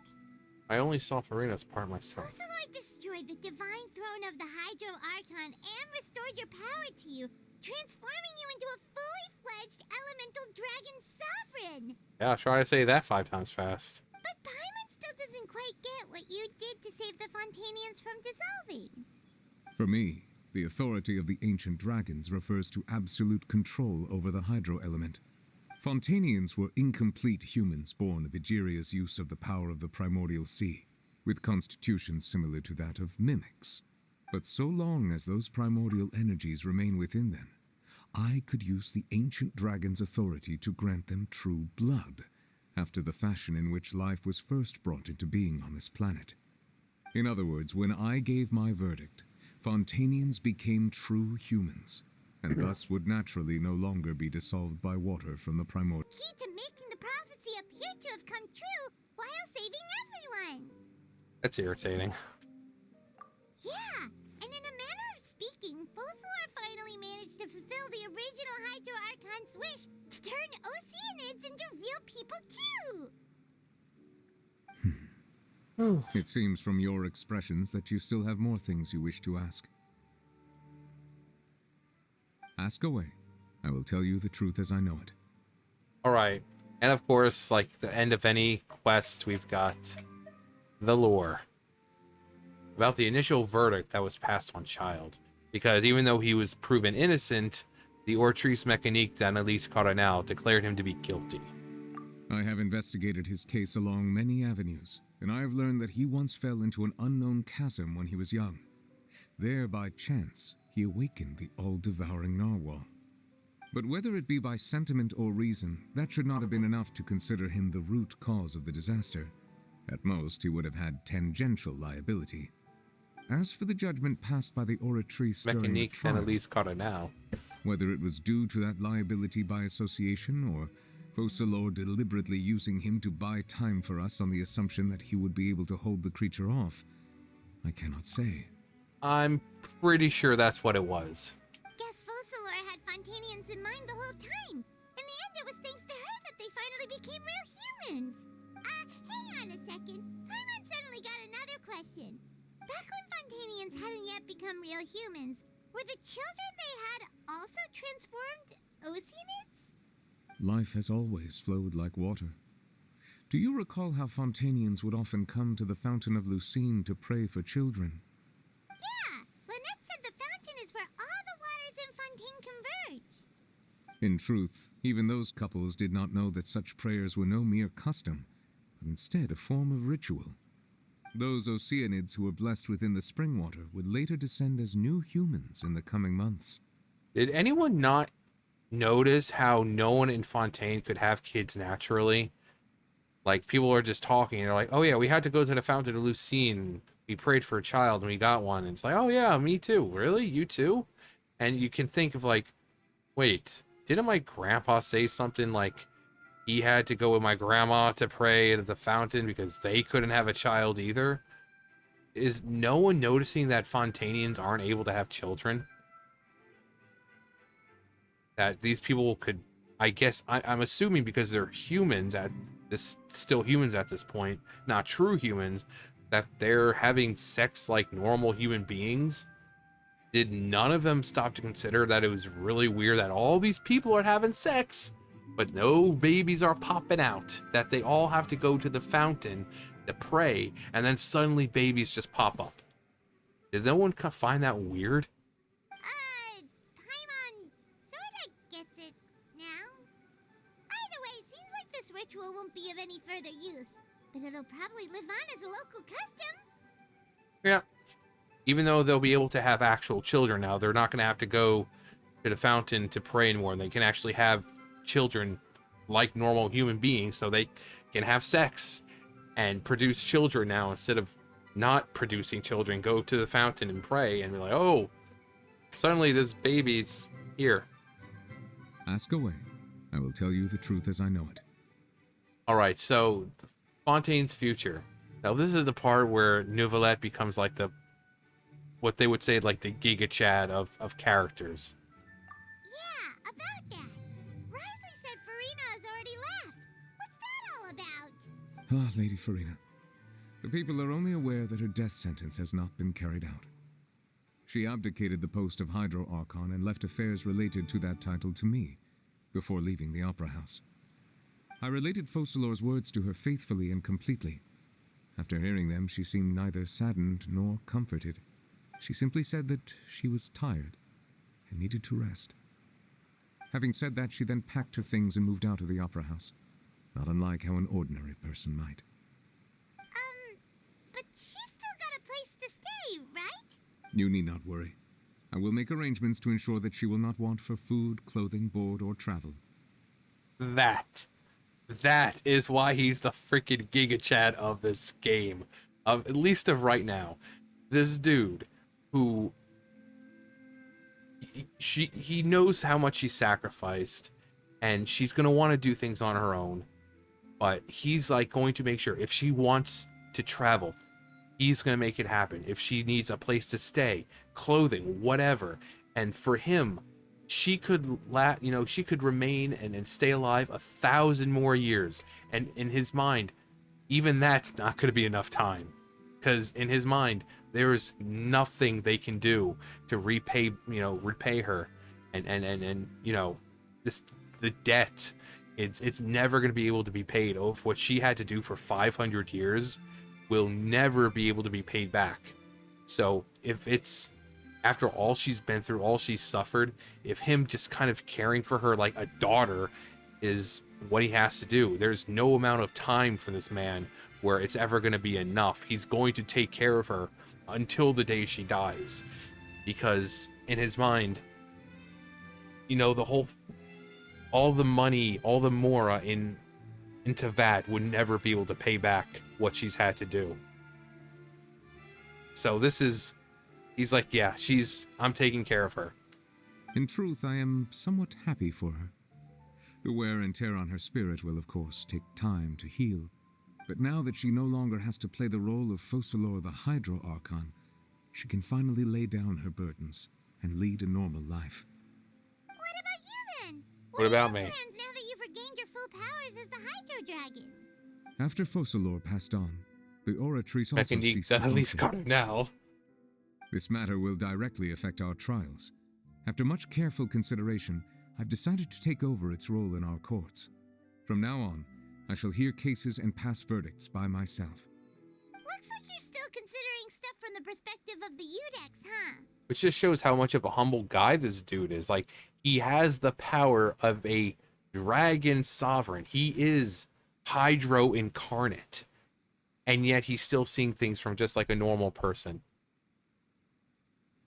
That's why we love this character.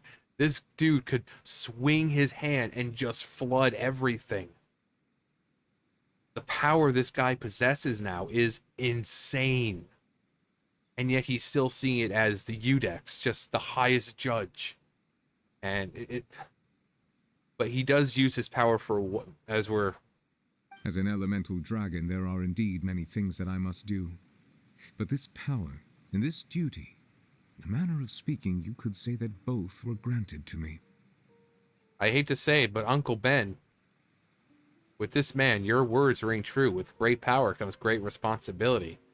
And he knows that.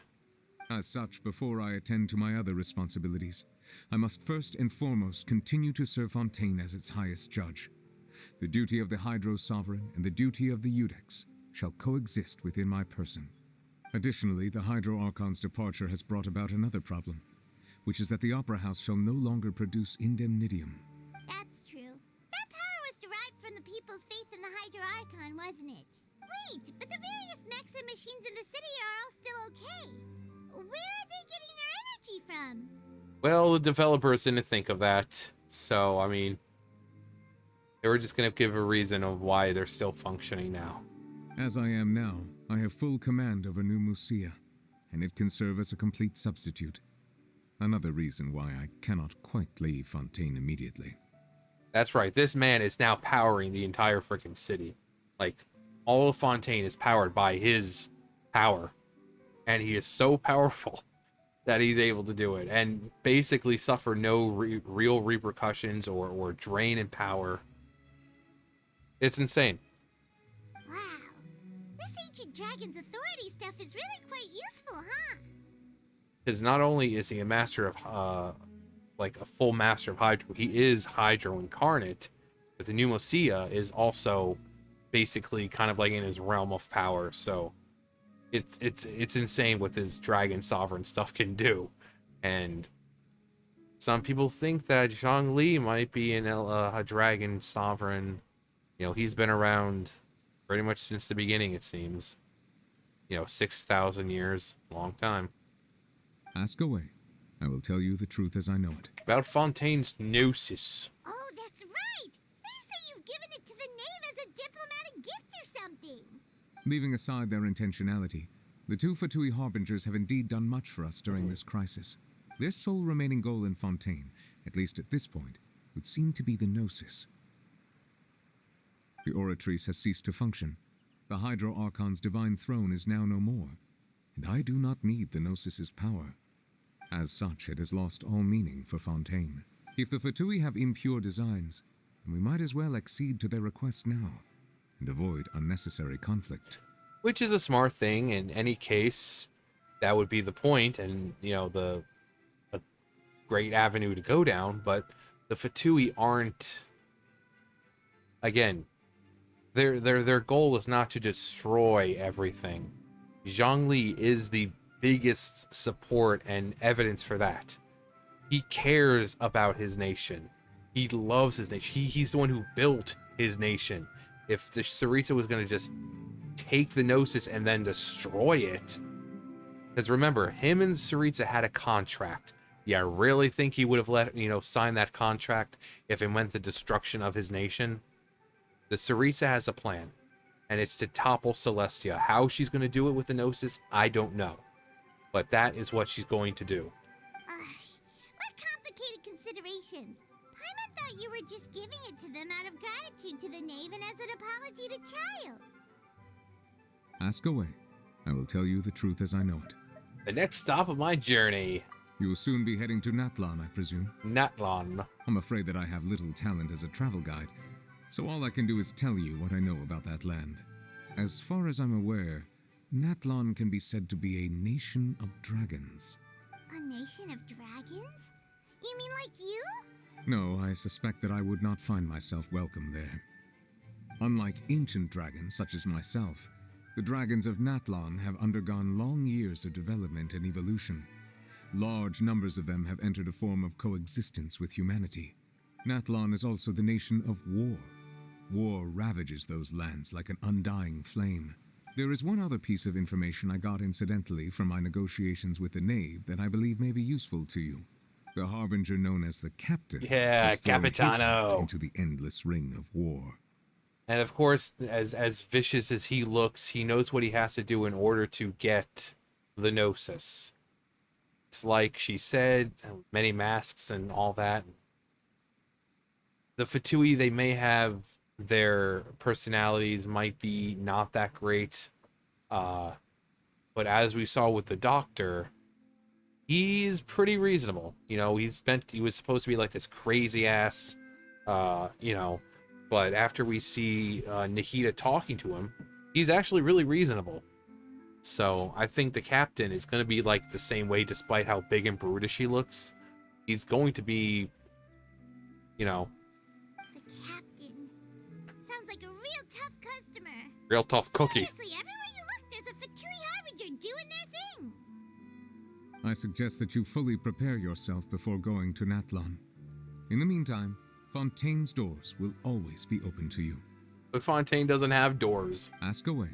I will tell you the truth as I know it. I have no more questions, Your Honor. Hang on a sec. Paimon's still got a question about the Gnosis. Tanandayo! When we spoke to Linny earlier, he mentioned that your attitude towards giving away the Gnosis had clearly changed. We guessed that there might be some reason for it that only you were aware of. No wonder the House of the Hearth is the Fatui's intelligence division. They are certainly sharp. I'm not sharp enough. I haven't cut myself on any of them yet. So regarding this specific issue, I was just getting ready to share something with you. In truth, I exchanged some further words with that lady named Skirk after sending you two back to the surface. It went something like this.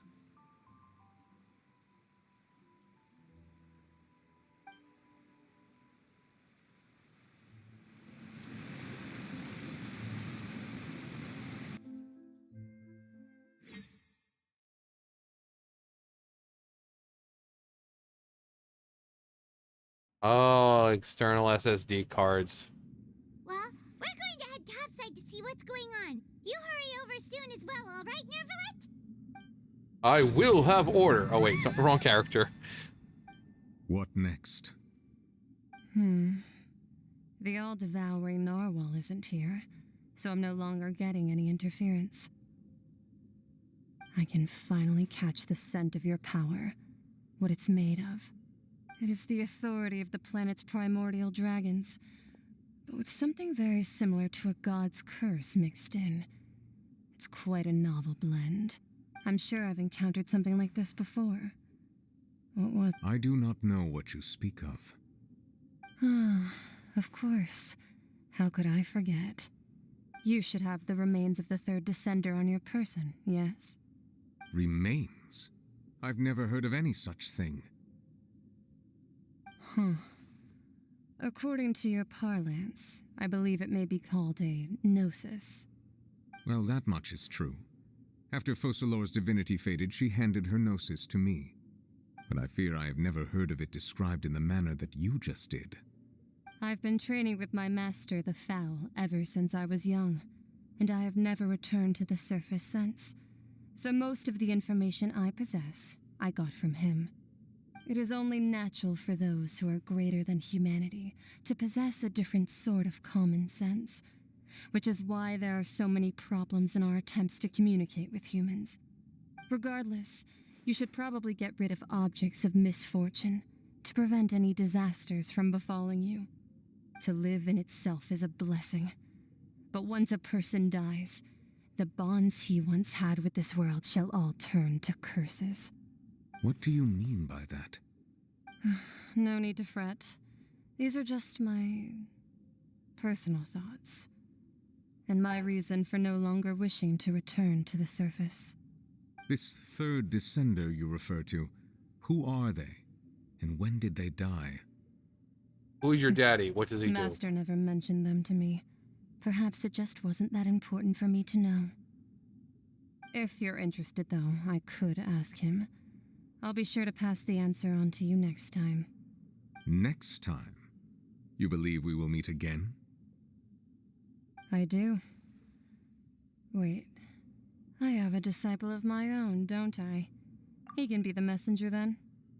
Thus, once again proving that child is Mr. Worldwide.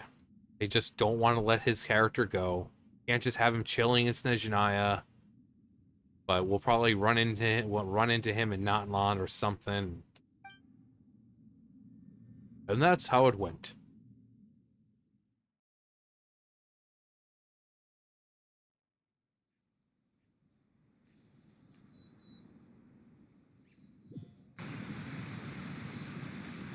That's what she told me. Whether it would prove useful or not, I wanted to pass that information on to you. That's what she said. Like, haha, no, that is indeed what she said. The remains of the third descender? Yep. So that's what the Gnosis actually are.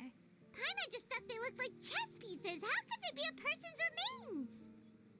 Are they really a person's remains? Or, I mean, a descender doesn't have to be a person. All the same, assuming that there was no misunderstanding or special metaphor at play, that is what she meant to say. And she said that it would bring misfortune and that you should check it, which is why you gave it to the Fatui. If she speaks the truth, then I would simply be putting Fontaine at unnecessary risk by keeping it here. A descender, she mentioned one of them. I am the fourth descender. For me, this information means two things. One, there was a descender before me, hence why I'm the fourth descender. One of the Gnosis are related to this, that the Gnosis are related to descenders, and two, that the one who came before me has already died. I mean, these are just like, it's just so weird how they do these things sometimes. I guess that you might already be familiar with this concept, but I did not expect you to be one of them. You sound so judgmental. That means that the Gnosis, which are exceedingly element compatible and can even enhance elemental abilities, do indeed come from the third descender. And all the descenders are basically element compatible. I wonder, does your body also possess similar properties? You want to see? You want to experiment on me, Daddy? You want to probe me a bit? Being able to use elemental powers without a vision. That does sort of count as special compatibility, right? No, let's not think about this stuff right now. Just comparing the Traveler to the dead third descender and all. Don't worry, I won't die so easily. That's what you say, but this topic still feels like bad luck. Once Child recovers, let's get some more answers out of him. We'll shake it out of him. Go look for his master and get the answers that way. Yeah, let's go look for Skirk. I too believe it unwise to make too many blind guesses when information is lacking. The same. Oh. I'm trying to print the thing.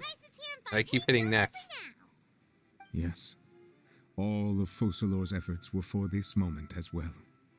But she sacrificed herself in the end as a god, and she suffered through all those years as a human. Was that really what she wanted? So we're about to hear some like Zhongli level philosophical stuff. I suppose that would be the mystery of a god's will. Can you understand the will of the gods? I suspect not. But once in a while, I too would guess that if wishes were like the clouds in the sky, they will one day return to the earth as raindrops. Life flows like water, and rain is the final answer. Final solution. The water levels may sometimes tilt one way or another, but the rain falls fairly upon all. And what, ultimately, is the difference between the rains that fall upon all of us? See? Some Zhongli. Bravo! Bravo!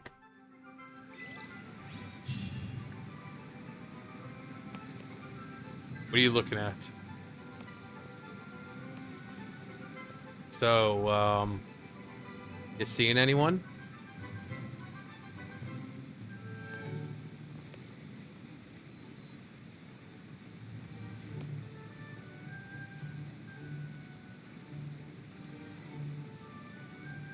Twins separated at birth. Neuvillette and Muvillette.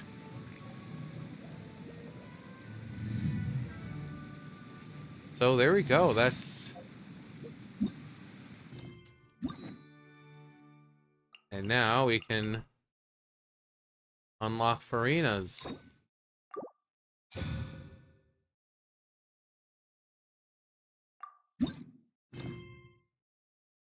Yeah, we still have to do Catherine. But there we go. There is the end of the quest. Some of the best writing was done in this quest line. But we'll be doing the storyline for Furina next, and like a fine wine, I think Fontaine will age like a fine wine, and we'll come back to it and still experience it as one of the best nations so far.